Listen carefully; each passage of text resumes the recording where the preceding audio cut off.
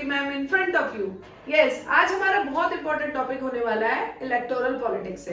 Electoral politics का most important question है reserve constituency और ये कैसे डेमोक्रेटिक इलेक्शन में बहुत इंपॉर्टेंट रोल प्ले करता है इंडिया में। तो इंडिया में रिजर्व कॉन्स्टिट्यूएंसी की अगर हम बात करें तो कॉन्स्टिट्यूशन मेकर ने ऐसा क्या सोचा जो रिजर्वेशन देने की सोची, रिजर्व कुछ सीट्स को रिजर्व करने का सोचा। तो रिजर्व कॉन्स्टिट्यूएंसी बेसिकली होता क्या है? रिजर्व कॉन्स्टिट्यूएंसी का पहले आपको समझाने से पहले मैं बताना चाहूंगी क्या रीजन थे रिजर्व करने के लिए। तो कॉन्स्टिट्यूशन मेकर्स ने जब हमारे देश में इंडिपेंडेंस मिली तब कॉन्स्टिट्यूशन मेकर्स ने सोचा कि हमारे देश में पुअर सेक्शन को भी अपलिफ्ट करने का मौका मिलना चाहिए ताकि वो लोग भी अपनी सिचुएशन को सुधार सके।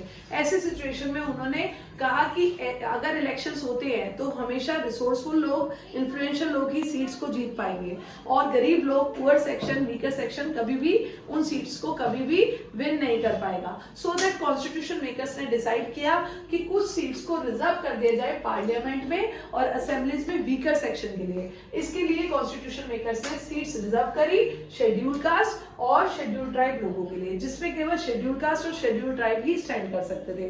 तो आज प्रेजेंट के टाइम में 26 जनवरी 2019 के हिसाब से करंटली लोकसभा में 84 सीट्स जो है वो रिजर्व करी गई है शेड्यूल कास्ट के लिए। हाँ, जिसमें कि केवल शेड्यूल कास्ट के ही लोग स्टैंड कर सकते हैं इलेक्शंस के लिए और 47 सीट्स जो है वो रिजर्व करी गई है शेड्यूल ट्राइब के लिए। जी हाँ, तो अब इन मैनी स्टेट्स और कुछ स्टेट्स में सीट्स रिजर्व की गई है पंचायत की और म्यूनिसिपैलिटी और कॉर्पोरेशन की। अब आप समझेंगे कि पूछना चाहेंगे कि डिफरेंस क्या है म्यूनिसिपैलिटी और कॉर्पोरेशन में। बेटा, म्यूनिसिपैलिटी स्मॉलर टाउन्स में होती है, स्मॉलर शहरों में होती है और कॉर्पोरेशन जो होती है वो बड़ी बिग सिटीज में होती है। तो and now reserve for other backward classes. हाँ जी, एक और रिजर्वेशन की कैटेगरी निकाला, that is other backward classes. जो दूसरे गरीब लोग हैं, जो बैकवर्ड हैं, पिछड़े हुए हैं, उनके लिए भी कुछ सीट्स रिजर्व की गई। कहाँ? पंचायत में और म्यूनिसिपैलिटी एंड कॉर्पोरेशन में। फिर फीमेल के लिए भी, फीमेल भी पीछे नहीं रही, वुमेन भी पीछे नहीं रही। 1/3 सीट्स रिजर्व की गई वुमेन के लिए। कहाँ पर? रूरल एरियाज में और अर्बन लोकल बॉडीज में। आपको ये क्वेश्चन जो है कोई भी डाउट हो तो you can ask me in the comment and like and share please. So students, now our next question is Election Commission. What is Election Commission? What are the functions of Election Commission? Election Commission क्या है और इसके functions क्या है? तो सबसे पहले आपको समझना होगा कि इलेक्शन कमीशन है क्या। हमारे देश में इलेक्शन कमीशन एक इंडिपेंडेंट बॉडी है जो कि इलेक्शन कंडक्ट कराती है पूरे ऑल ओवर द कंट्री। जो जैसे कहते हैं कि अभी इलेक्शन है आपके लोकसभा के, अभी आपके इलेक्शन है स्टेट के, तो कौन कंडक्ट कराता है? ये इलेक्शन कमीशन कंडक्ट कराती है, जो कि एक इंडिपेंडेंट बॉडी है जिसमें गवर्नमेंट का इंटरफेरेंस नहीं होता।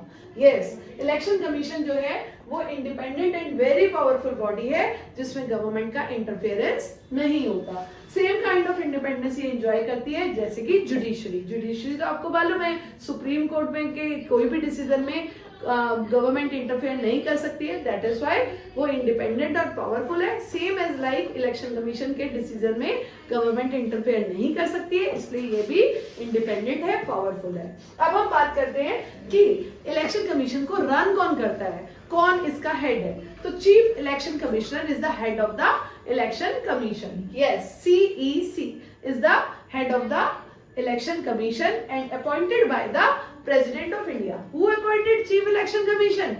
जी हाँ, President appointed Chief Election Commission.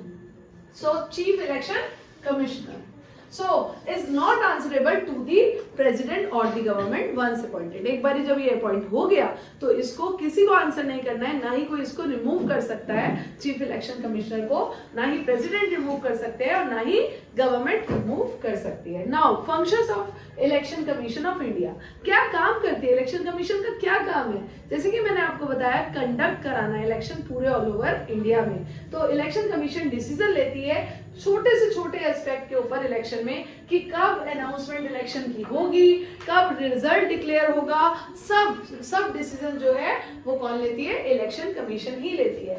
Code of conduct जैसे कि आपको अगर इलेक्शन लड़ना है तो आपको कितने अमाउंट आपको एज अ सिक्योरिटी डिपॉजिट कराना होगा।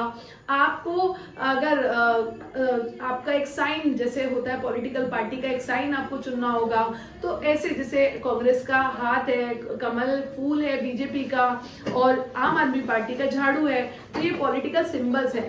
ये भी आपको अप्रूवल कौन देता है? इलेक्शन कमीशन ही देती है। तो it implement code of conduct, सारे कोड ऑफ कंडक्ट जो है वो इलेक्शन कमीशन ही इम्प्लीमेंट करती है, और जो भी इसको वायलेट करता है उसको पनिशमेंट देने का काम भी इलेक्शन कमीशन ही करती है। ड्यूरिंग इलेक्शन पीरियड के समय इलेक्शन कमीशन ऑर्डर करती है गवर्नमेंट को टू फॉलो सम गाइडलाइन। हाँ, कि कुछ गाइडलाइंस फॉलो करने के लिए इलेक्शन कमीशन जो है वो गवर्नमेंट को भी ऑर्डर करती है, जैसे कि वो यूज ना कर सके और मिसयूज ना कर सके पावर का।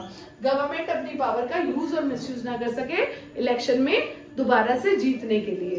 दूसरी तरफ व्हेन ऑन इलेक्शन ड्यूटी, जब इलेक्शन ड्यूटी के समय गवर्नमेंट के जितने भी ऑफिसर्स हैं वो उस समय गवर्नमेंट के अंडर काम नहीं कर रहे होते, उस समय के लिए वो इलेक्शन कमीशन के अंडर काम कर रहे होते हैं और वो गवर्नमेंट के अंदर बाउंड नहीं होते। Yes, so this is a very important question. Learn it very carefully. If you have any doubt, you can ask me in a comment section. Thank you everyone.